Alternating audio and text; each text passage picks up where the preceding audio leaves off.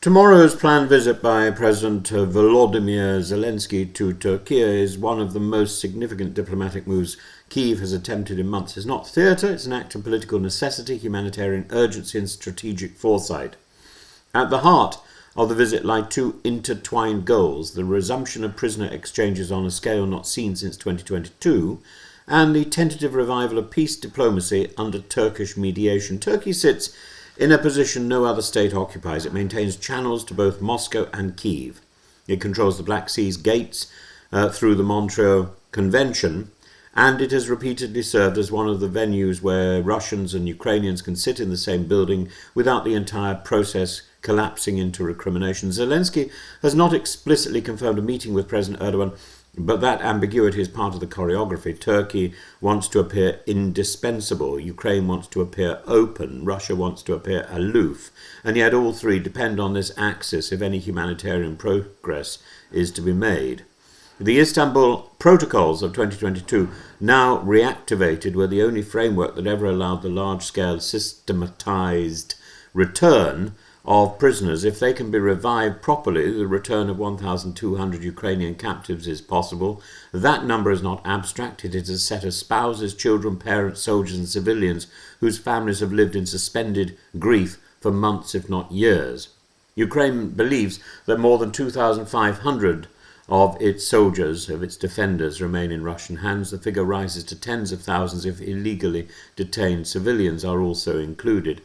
The testimonies of freed prisoners remain harrowing: beatings, electric shock, starvation, humiliation, mock executions, and systematic attempts to break identity and language. Over 95% report torture. At least 180 are known to have died in captivity. By contrast, Russian POWs in Ukraine are held in ICRC-inspected facilities at undisclosed sites and have regular contact with international observers. This contrast is not incidental. It is ideological. Russia's treatment of prisoners is designed to terrorize and degrade. Ukraine's treatment of Russian POWs is designed to demonstrate legitimacy to its partners in the international legal system. A major exchange of the kind Zelenskyy is now pursuing is therefore not merely diplomatic bartering, it's a moral reclamation. And this renewed push comes at a pivotal moment. Ukraine's front lines are under immense strain. From Pokrovsk to Zaporizhia, the Russian forces are attempting to exploit Ukraine's manpower shortage.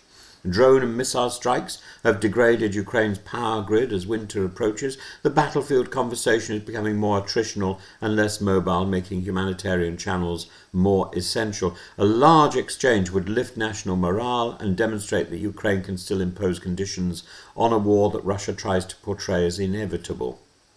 Zelenskyy's visit to Turkey also intersects with a lesser noticed but strategically important development: the deployment of Ukrainian naval crews to Turkey and the UK to circumvent the Montreux restrictions. Under the convention, warring nations' warships cannot pass into or out of the Black Sea. This has stranded new Ukrainian corvettes and mine hunters at foreign ports. By signing legislation to station Ukrainian armed forces personnel aboard these vessels abroad, Zelenskyy ensures that Ukraine can receive, train on and eventually deploy the Hetman Ivan Mazepa corvette, mine-clearing ships gifted by the UK, Belgium and the Netherlands that can remain fully crewed.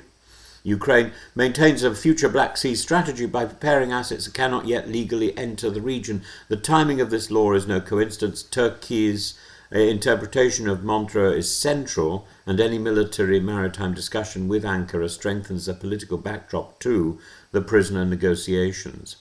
Rustem Umerov, Ukraine's Security Council Secretary, has already been in Istanbul negotiating alongside mediators from the UAE. This dual mediator model matters because Turkey provides geography and political leverage. The UAE provides financial influence and channels to Russian elites.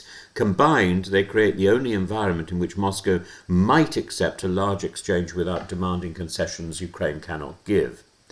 It would be the second major exchange after the 1,000 for 1,000 swap earlier this year, and it would represent the biggest single humanitarian operation of the war, a political victory for Zelenskyy at a time when Ukraine needs one. a demonstration that Russia's stonewalling can be broken, a return of psychological stability for hundreds of families. Umerov has said openly that he wants the captives home for New Year and Christmas. That is not sentimentalism, it's symbolic symbolism. It's political manoeuvring, it's political symbolism. It tells Ukrainians that the state is not numb to their suffering. And Russia delays exchanges to undermine Zelenskyy's support, to fuel protests by families of POWs, to create a sense of paralysis, to suggest moral equivalence between aggressor and victim.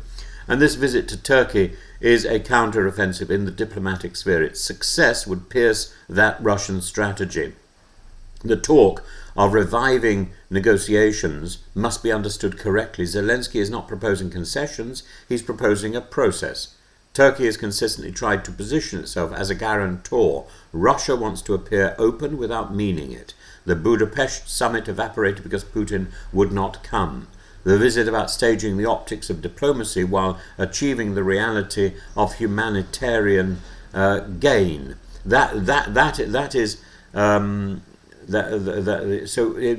Zelenskyy knows Turkey has other motives. He knows that maintaining its status as the indispensable Black Sea power is important, that leveraging influence over NATO and Russia simultaneously is important, that presenting itself as a mediator ahead of regional elections is important, and demonstrating Montreux's continuing relevance is important. Yet these interests align for once with Ukraine's most urgent needs. Zelenskyy's trip is not a routine diplomatic call. It carries the weight of 1,200 families hoping for a phone call that begins with the words, "I am safe." It's also recognition that diplomacy must proceed even when peace does not. The war remains brutal. Ukrainian infrastructure is under attack. Russian assaults continue around Pokrovsk and Zaporizhia, but in the middle of that devastation, prisoner exchanges remain one of the last surviving threads of civilization tying the two sides together. If tomorrow's visit succeeds, it will not end the war, but it will restore something Russia has tried to extinguish, the certainty that every Ukrainian life counts.